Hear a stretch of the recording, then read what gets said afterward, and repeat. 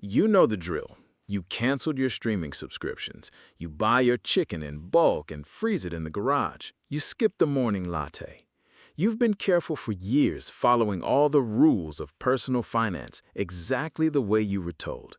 But then, you walk into a car dealership and sign a piece of paper at 6.5% interest, and nobody asks you a single hard question about it. Here is the harsh reality of the personal finance industry. Somebody is watching your change jar very closely, but nobody is watching the vault.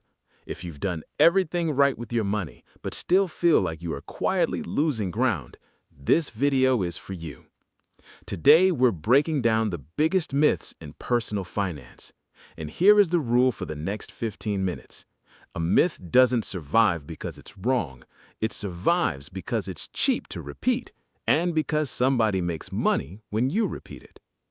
Look at where your money actually goes. The average American household spends over 50% of its income on just two things: housing and transportation. Almost every piece of personal finance advice you've ever received is aimed at the other half. It's easier to write 100 articles shaming you about your coffee than one honest article about your truck. Let's open the vault. Let's start with a myth that needs to die today. Almost half the country believes that carrying a small balance on your credit card helps build your credit score.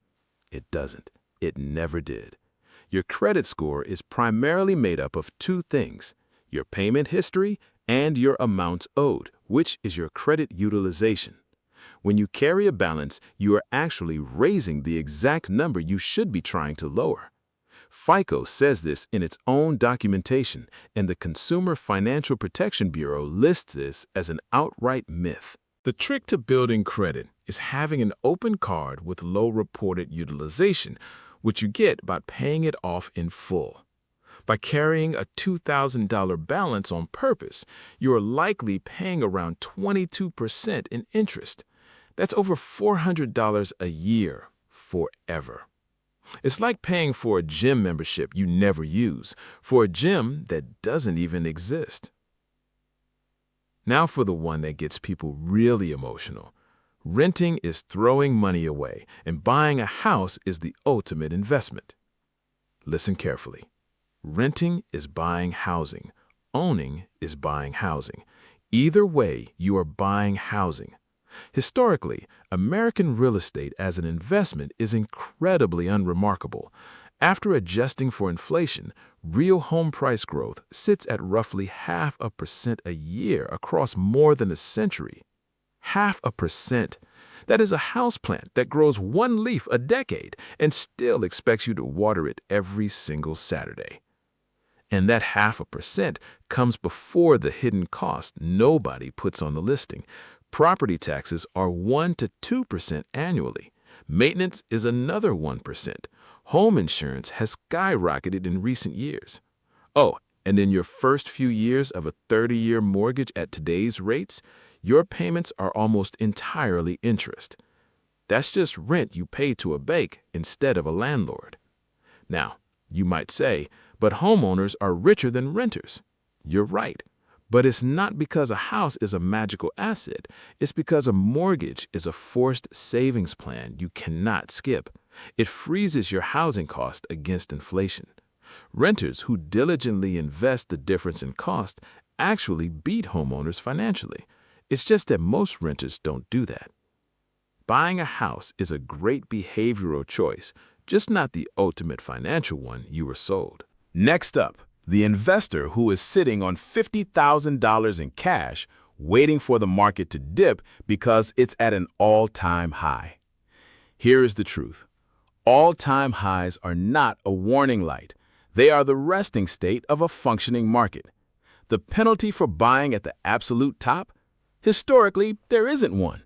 The one-year gain after an all-time high is virtually identical to the one-year gain after a normal day. When you sit in cash waiting for things to calm down, you are guaranteeing that you will miss the market's best days. Why? Because the market's absolute best days almost always live inside its worst months. Missing just the 30 best trading days over a 30-year period drops your annualized returns from over 8% down to just 2%. Being overly cautious and hoarding cash might feel responsible, but that caution could cost you tens of thousands of dollars in opportunity cost. Opportunity cost is the only expense in your life that arrives with no receipt and nobody to be angry at. Let's talk about the dealership parking lot. We're told buying a new car is the responsible choice. It has a warranty. It's reliable. Today, over 20% of people financing a new car pay over $1,000 a month, and a huge chunk of those loans stretch past 6 years.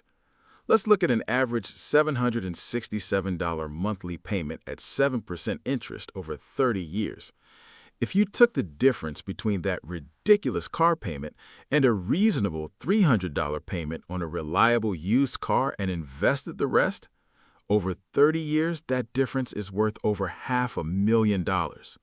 You aren't buying a car, you are buying a house in installments and setting it on fire. The advertising you've seen since you were a kid isn't selling you a mode of transportation, it's selling you an identity. Finally, the quietest scam in the building. Somebody tells you that whole life insurance or indexed universal life is an investment. Returns, tax advantages, a guaranteed death benefit. Here's what the salesman leaves out. Between 80% and 100% of your entire first-year premium goes directly into their pocket as commission. Your return on cash value over decades usually lands between 2 and 4%, basically acting like a terrible bond. Permanent insurance has real specific uses for very wealthy estates or dependents with special needs, but for the average person, it's a horrible investment disguised as security. Here is the ultimate takeaway. The latte factor, the idea that $5 a day adds up to a lot of money over 30 years is mathematically true, but it's a redirection. It was designed to move the responsibility for a rigged financial structure directly into your kitchen, so you can sit there feeling guilty at 11 p.m. over buying nice coffee. Stop auditing your change jar while the vault doors are wide open. You're not bad with money. You were just handed a flashlight and told to shine it in the wrong direction. Look at what you drive. Look at what you live in. Go find the actual expense ratio on your retirement account. Do these 4 things right, and you can drink whatever you want and whatever size you want without apologizing to anybody for it ever again. Thanks for watching. If you want to dive deeper into taking control of your actual wealth, hit subscribe. See you in the next one.